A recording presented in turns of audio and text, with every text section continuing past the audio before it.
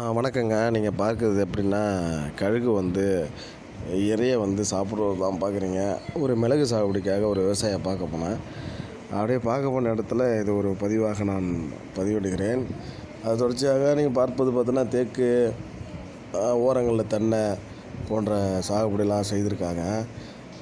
பார்ப்பதற்கு மிக அருமையாக இருந்தது.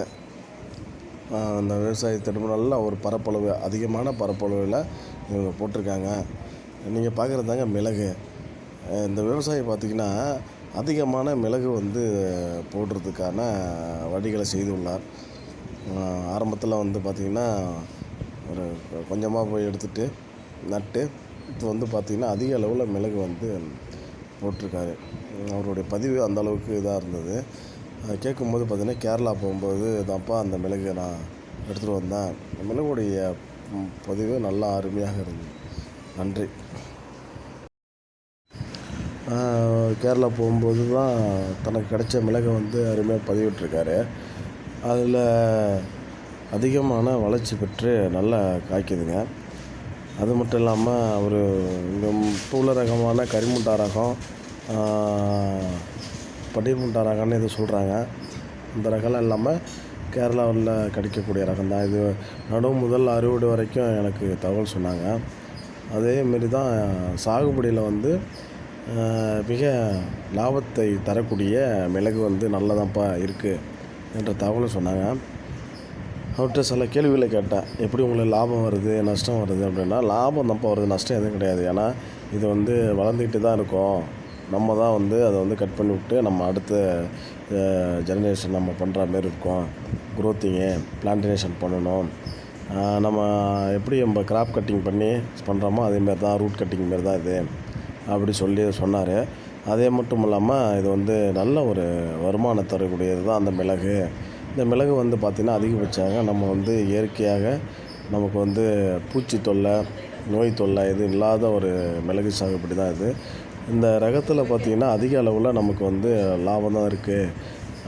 மேனேஜ்மெண்ட் அதிகமாக கிடையாது. இப்போ நெல்லுன்னா நம்ம உழுதி எடுக்கணும், நடணும், இது போன்ற சம்பவங்கள் இருக்குது. ஆனால் மிளகில் வந்து அந்த அளவுக்கு நமக்கு தேவையில்லை. நடவு முதல் அறுவடை வரையும் எளிமையான ஒரு விஷயந்தான் என ஒரு பதிவு சொன்னார். அது மட்டும் இல்லாமல் டேரெக்டாகவே வந்து வணிகத்துக்கு வந்து வாங்கிட்டு போகிறாங்க. வீட்டில் வந்து எவ்வளோ கிலோ, எத்தனை கிலோன்னு சொல்லி அவங்களே வந்து டேரெக்டாக பச்சையாகவும் வாங்கிட்டு போகிறாங்க. சில நேரத்தில் அவங்க பதப்படுத்தி கொடுக்குற மாதிரி நம்ம கொடுக்குறோம் என்ற ஒரு தகவலையும் சொன்னார். அதுமாரி அதிகமான மிளகு வந்து நம்ம மாவட்டங்களில் இருந்ததுன்னா, நம்ம இந்த அளவுக்கு மிளகுகளை கொடுத்து நம்ம வாங்க தேவையில்ல. ஏன்னா மிளகு வந்து கிலோ இன்னைய தேதியில் வந்து 400ரூவாவும், 450 ரூபா, 500 கூட போகுது. அதனால் நம்ம மிளகு சாகுபடி நல்ல வருமானம் எக்ஸ்போர்ட் பண்ணலாம் என்ற ஒரு தகவலையும் சொன்னார். எங்கள் வீட்டில் வந்து நாங்கள் மிளகு வந்து கடையில் வாங்குறதில்ல. எங்கள் வீட்டிலே எங்களுக்கு போதுமான மிளகு இருக்குது. உறவினருக்கு கொடுப்போம், மற்ற அனைவருக்கும் கேட்குறவங்களுக்கு கொடுப்போம் போன்ற பதிவில் சொன்னார்.